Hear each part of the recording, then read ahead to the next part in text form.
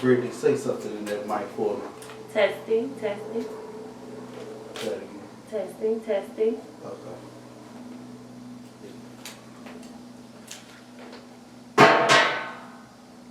All right.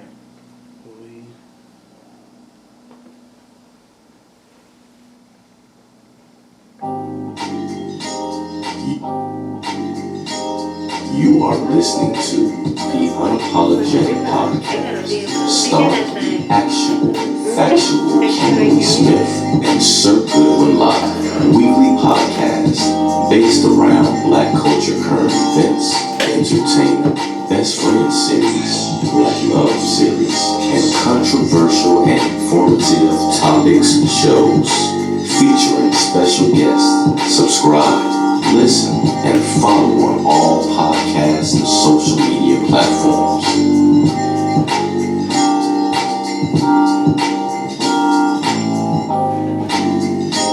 And we are live, Unapologetic Podcast, special edition. Yes. Saturday afternoon on a great day, a great November 7th, historic day. Historic, beautiful day. Yes. Yes. And, yes. And that will continue throughout the show as we talk Black therapy. But as always, I am joined by the actual and factual Kimberly Smith from Carbondale, Illinois. How are you today?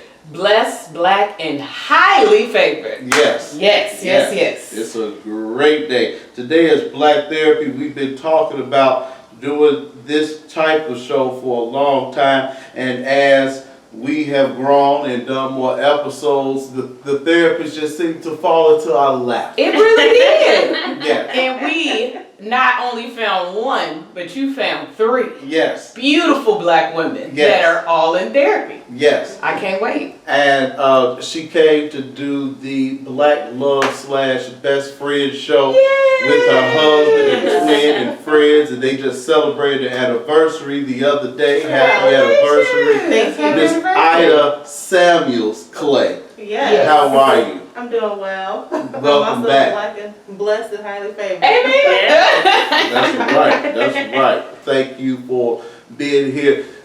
Brittany has been here before too. Yes, she She has. blessed our Best Friend show, and I was watching an old clip of that show.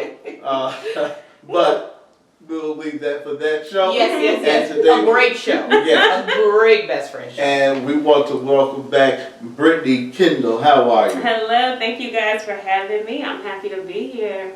Oh. In a different light. Yes. More professional. Exactly. The other person I've known for a very, very, very long time, and I'm glad that she is here today, Miss Tiffany Rowland. How are you? I'm doing well. Thank you for having me. Thank you for coming. Thank you for being here today. We'll discuss Black therapy. So, Tiffany, why don't you tell us give us your credentials and the type of therapy that you give to the people. Hi, everyone. I'm Tiffany Rowland. Credentials are LCSW, which is a licensed clinical social worker. I also have my ACM, which is accredited case manager. So, social worker at heart and therapist on the top. So, I have a little bit of both. Okay. I'm a founder and therapist at Right Choice Therapy, located in Oak Park. Right now, everything is pretty much telehealth. So I see a lot of clients throughout the state of Illinois. And I've been in private practice for the last 2 years. Wow, congratulations. Thank you. Okay. And Brittany, why don't you tell us about yourself? Sure. So I'm also an LCSW. I've been in private practice since July of this year. So Congratulations. I launched that thing during a pandemic. And it's going really well. What else? Oh, I also work, my child welfare is like at my heart due to my personal reasons. So I also manage a DCFS contract for youth in the foster care system. So I get a little bit of therapy case management with that, and then I also have my private practice, which I want to grow to be able to do that full time. Nice. Oh, okay, and you have on your Oh my shirt. gosh, yes, I'm repping the brand right now. My private practice is meant for me therapy, and if you can see my logo, it's a black girl with natural hair. So I really wanted my private practice to look like something that people who look like me could see themselves being a part of. So I feel like there are these the stereotypes about people who go to therapy, and you see a white therapist and you see a white person laid out on the couch. And I don't think a lot of people of color saw themselves in that space, and that is why I intentionally wanted people to feel like my practice was meant for them. Love that. Ida, give us some good. You're repping the Northwestern. So is that your old town, your old place? Indeed. Okay. Indeed, yeah. Shout out to the Wildcats. So I'm not in a private practice at this time. Previously, I was over at Cultivate Your Essence, which is an excellent practice. But currently, my credentials LCPC, a licensed clinical professional counselor, and I've been in the field since 2013.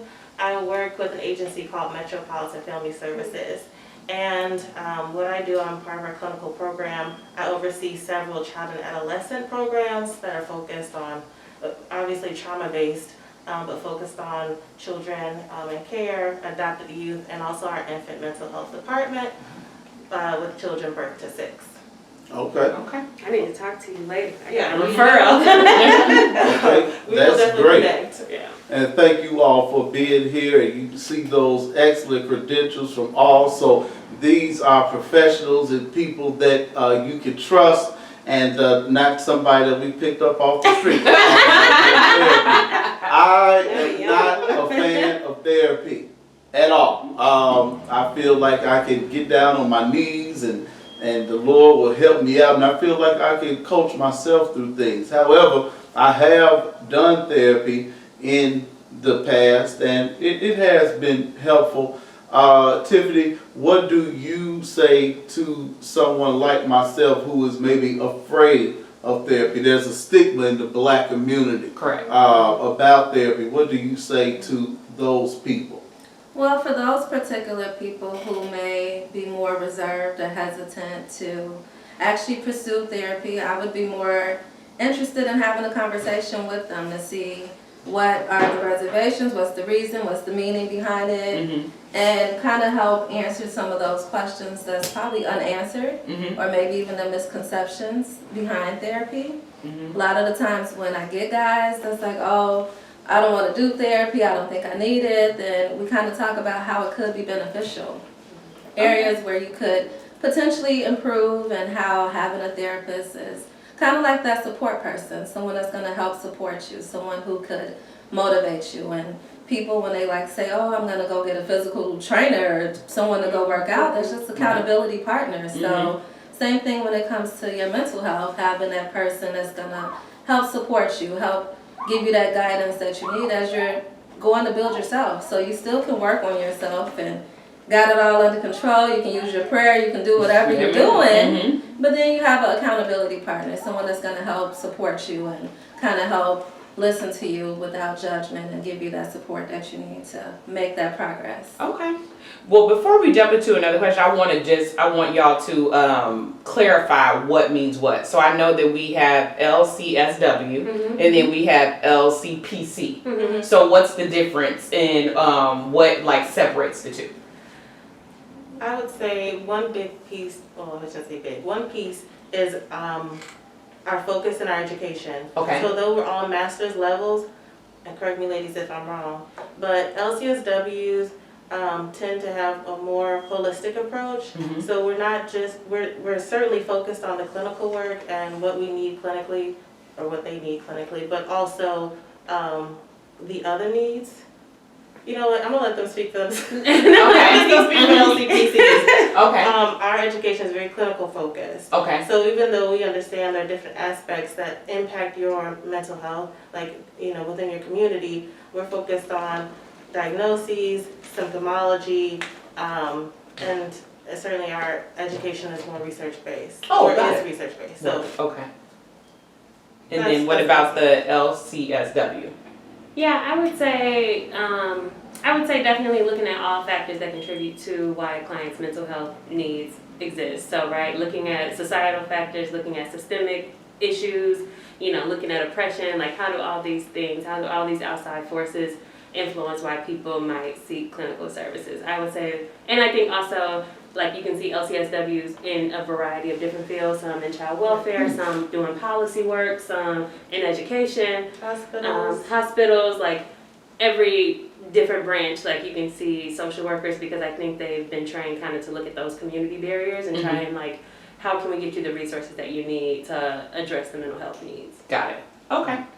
And I just would basically piggyback off of both of them and say, like, with being a social worker, you can have more access to, like, the schools and the hospitals and the community agencies. So for me, having an LCSW, which I have worked in all of those areas, I feel it allowed for me as a social worker to get that extra experience of being in the community and having access and be able to kind of help understand the person or the individuals that I'm dealing with from a different perspective. Okay. Got it. So you don't have to be a doctor to, do you consider yourself doctors, or is it a doctor type? There are degrees? clinical psychologists, there are also psychiatrists. Like you can find a therapist with different credentials. Okay. So you have psychiatrists who also have their MD, and they're usually they can prescribe medication. That's the difference between psychiatrists and all the rest of us. Then you have clinical psychologists who have their PhD usually, but they usually work in a therapeutic settings. I would say they're more focused on the mental health needs, assessments, diagnoses, kind of similar to LCPC. And then you also could have a therapist who has an LCSW or LCPC. So you could have a therapist with either of those credentials. It usually comes down to preference. And I would say, like, even thinking about what you asked earlier about, like, someone who wants to, I want to pray my way through it. I would say, like, you can find a therapist. Like, you have so many ways to go, right? Whatever credentials you want, you hop on a website, you'll see all these different things, and usually they're assessing the same things, but it's the way that they approach the work. Like, what is that therapist specific therapeutic approach? And you can go to a faith-based therapist. Like, I know a therapist who will literally end every session in prayer, because that is what that client needs. Okay. Yeah, so there are so many different ways to approach the work, and I think, like, we've all been trained to meet the client where they are. And if you have a special niche, like I do faith-based, I do, I work with athletes, I work with celebrities, like, you can have your thing that you do, and that is what's going to draw people to you, but that's also what's going to keep the client coming back, because they're not trying to fit into your mode of what therapy is. Right. What would you say to the person that I described to Tiffany earlier, that is maybe afraid or not want to give therapy a chance, when you encounter those people? Yeah, for me, if they called me and, like, they wanted to do a consultation to see, like, I'm looking for a therapist, I want to see if you are fit, I really just start with, like, what is it that you're looking for in a therapist? Like, what are your goals for therapy, and how do you think you want to reach those goals? If they go and describe, like, all these things about how their faith is important to them, I'm a Christian, but that's just not the way that I approach my therapeutic work, right? I'm going to do CBT, I'm going to do mindfulness, I'm going to talk about some things that are not just rooted in the Bible, right? Because I do think that I can pray to God, but I can also have a therapist too, just like I can also go to the doctor. I'm not praying my way through everything. So I might say, I might not be the best fit for you, but let me refer you to some Christian-based therapists that might be better. Okay. And Ida, what about yourself? I think how I approach the therapeutic relationship is that it is a relationship. So first of all, for the scenario that you gave, I want to get to know the person, and I want us to get to know each other.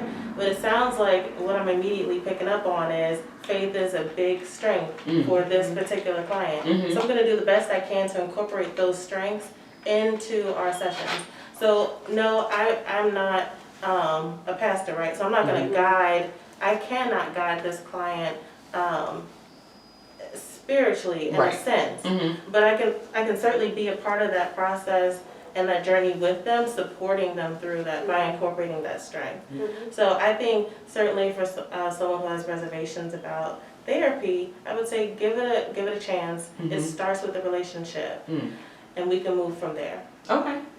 I do have a question. I've met people that didn't connect with their therapist, but then they're so scared. They're the like yes people, so then they're scared to tell the therapist that they're not really getting along. Like, do y'all ever in that situation? Do you think that you would be able to pick up the vibe, or if it's something that you can work through? Like, what kind of happens in a situation where I'm here, but I'm scared to tell you specifically I don't really want to be here?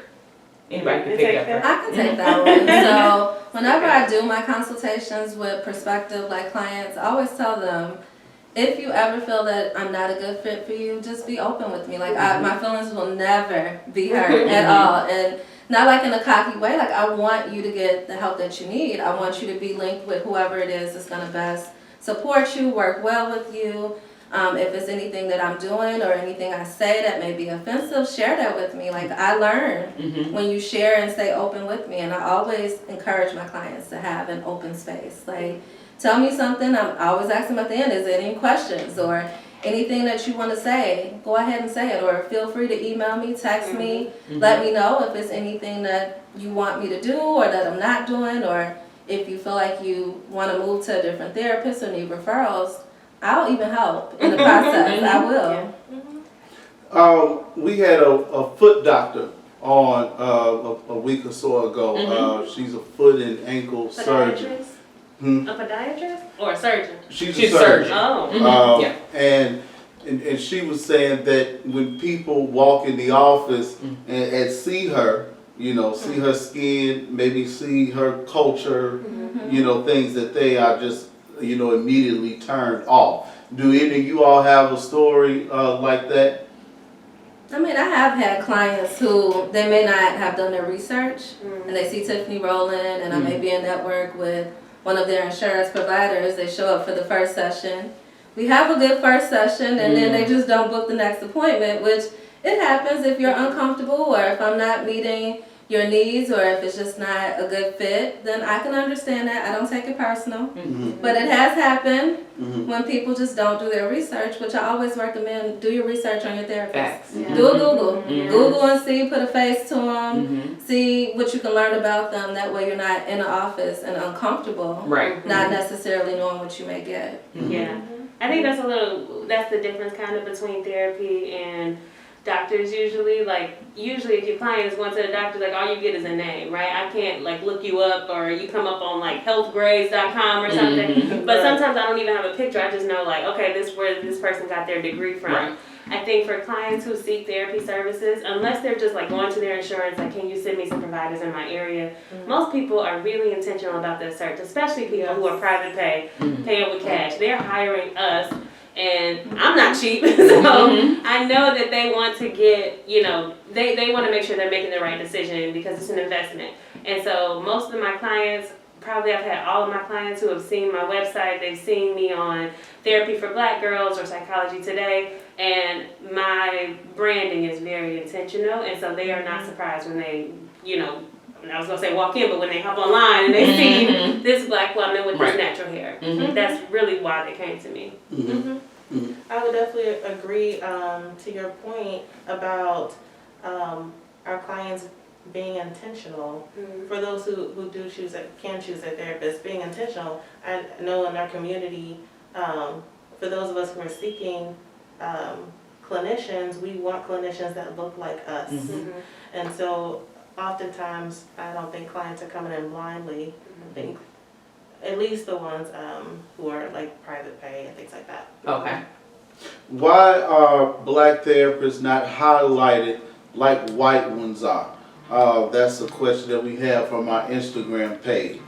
That's an excellent question. That is a great question. I think I speculate that I think you said this earlier, when some people think about therapists, they think about Freud, this white old guy, and you laying on the couch. And women who look like us, clinicians who look like us, I don't know why we're not highlighted as much as we should be, but we're not. And so I think sometimes it's a surprise. And it could just be lack of knowledge. I mean, people are just starting to be open to going to therapy. And Yep. this movement has like just began. Mhm. So I believe as we continue to progress further in the process, we will start to have our faces out there more. Yeah. People will be more comfortable. Some people are even comfortable now saying I have a therapist. And Yep. before, Oh, yeah. years So ago, true, that was right. such a stigma. It was So such true. a stigma, and you led us right into our next. Absolutely. Yes. With therapy being such a stigma in the Black community, I want to know, before we jump into that, what made you three collectively want to go into therapy? Because, like they just said, it's not something that we talk about. It's not something that you were raised on, and also it's not something that like your friend's mom's mom was a therapist or something like that. So, what hit you all that wanted you to go into this field? And you can start with you, Ida. Sure. Well, this was not my first dream or passion. Mm-hmm. So when I went to college, I was in the pre-med track, like a lot of my okay. friends. Mm-hmm. And my idea at the time was I just wanted to help people. And I thought that by, being in the medical field, that was a way to help people. Well, okay, sophomore year, 2 years passed by. I'm struggling in chemistry, but I'm excelling in my psychology classes, which I was minoring in at the time. Mm-hmm. And so I had a heart-to-heart with one of my mentors, Monica, and really just started thinking about, if my vision and my purpose is to help people, what other way can I do that? Mm-hmm. And so at the time I was, recognizing that I really enjoyed psychology and all of the psychology courses that I took. And so I said, you know what, I think I'm going to continue on in this track and see how that develops. And it developed into who I am today. But I do want to say that the passion also, it continued to develop for me after graduating in grad school and starting out in community mental health, starting off in Inglewood, where I was serving children who looked like me, who lived in an environment that I grew up in.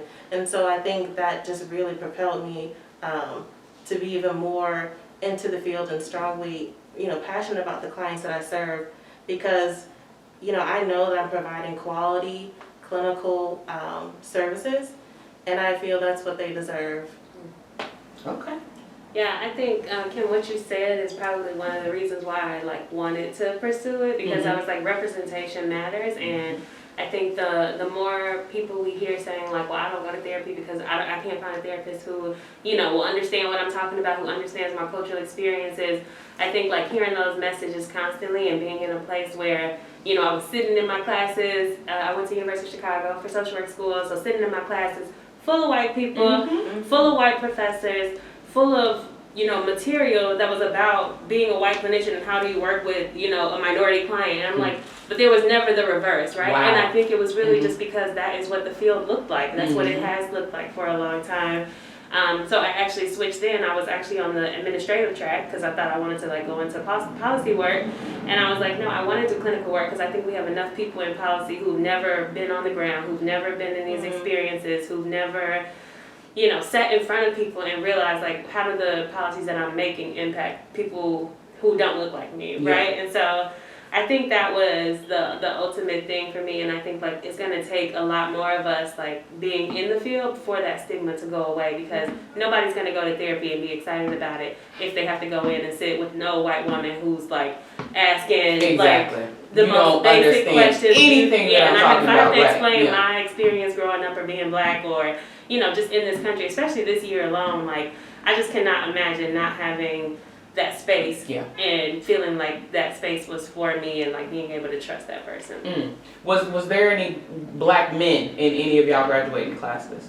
It was That's two. I had one or two. Oh, Yeah, okay. I'd say So about just two. a couple. Okay. And how many? Out of 200. Only a couple. Oh wow. Yeah. Okay. Got it. It's not okay. Okay. And then what about you, Tiffany? But I went to Dominican in River Forest, so it was okay. already a private school. So the minority population was very, very small, and with men, it was probably one or two, if I can remember, in my program.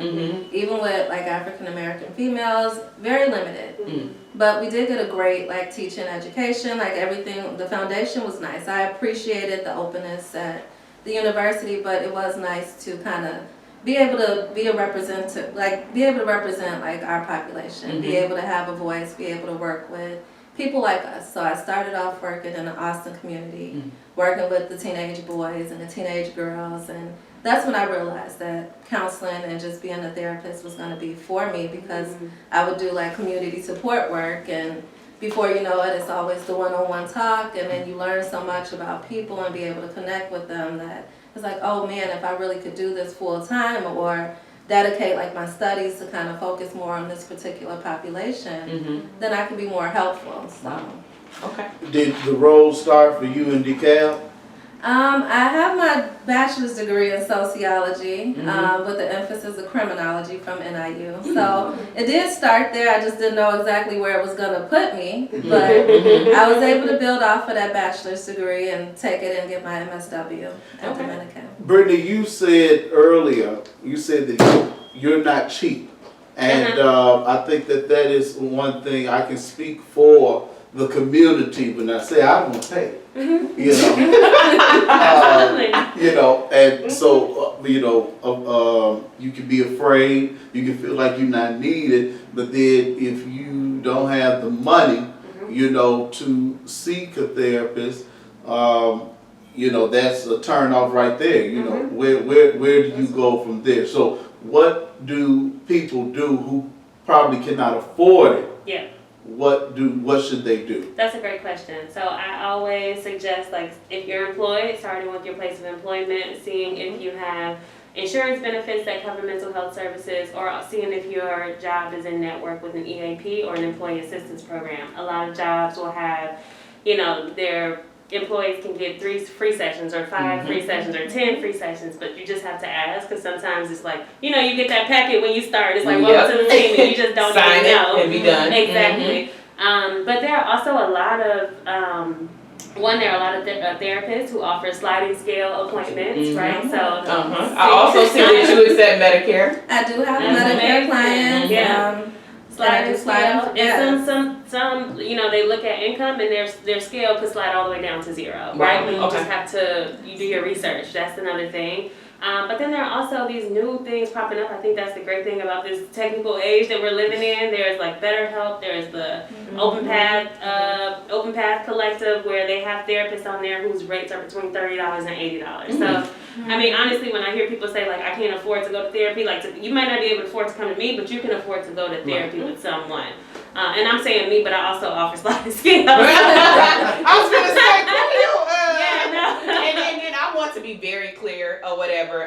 Brittany is saying that she's expensive, but what she charges for a session is between $140 and $150, and collectively we spend that on dinner in a month. So let's just put some things into the thing right now. And I think we should have that conversation too, Yes. because I think a lot of people in the community are like, how are you for the community and you charge that much for services? That's not and I want to say like that's not a lie, especially when you think about the amount of student loans therapists have taken on, the amount of overhead costs that we have to pay to be able to provide services, like, if you have office space. And also, we're also in a pandemic, so there are therapists whose offices have just been sitting, but they're still paying the rent on. So it's just like, for people who don't understand, like, why would you ever charge that much? It's like, I'm really not seeing all of that money that's being charged. Exactly. Even if I'm seeing clients through insurance, I may charge, my rate might be $140, but your insurance company might only want to pay me $70. There you Like, go. why aren't you in network with them? Right. Because they don't pay me enough. Right. I don't blame you. Exactly. So our time is valuable, and this isn't just a job where I'm like, I turn on my computer and then I start working. Like, I had a client call me this morning in a crisis, and so it's like, we're not on call, but we're constantly working, and I think, and also people just like wanting free therapy, just friends, family, all of that. It's a lot to deal with, and so I will always talk about rates and pay, and like, because I think that needs to be a conversation that is more public, so that people understand I'm not trying to cheat you out of anything. It's just what I'm worth. And I think also with our community, we have to stop negotiating other people's prices. We will go out in this world and pay the whites whatever they want for everything. About it. We don't own no airlines, we don't own no islands, we don't do nothing, and we will drop that money in an instance to get on their flights, to go to their their islands, to go to their parties. We don't own no real estate downtown or whatever. So if you going to the party, you going to Gibson's, all of that is transactional. Yeah. So please do not come back into our community and then try to beat down prices about something Can I get a discount? I'm just saying, right, with the discount, it doesn't make any sense. So Yeah. again, I do think that that's something that we have to talk about. Yes. I think that all of y'all made a point that in the last 10 years, therapy has now become something that is comfortable to talk about. Yeah. Because growing up, all of us collectively, I'm also Christian. Therapy in my house, my mom would have looked at me like I had lost my complete mind. So that's why it was never even a question for me when it was time to go to school, because it was nothing that I had ever experienced before. Therapy to me was me watching Sex in the City and, Carrie going in and, crying about Big, or one of the white shows, or one of Young and the Restless, Victor and Nikki them in there. And so like that's the only image I ever seen was white people going in talking about problems that in my mind I'm like, what in the hell are, right, that's not even a problem. But I feel like that also in our community, over the last 10 years, our age group, I feel like our age group is the one that's actually pushing therapy, that it actually seems like it's something okay to talk about. Now, when something I do want to know, whatever, all of you of course have great female friends or whatever, how is that disconnect? So like, do your friends come to you, and is it hard to break away like being their therapist and being their friend?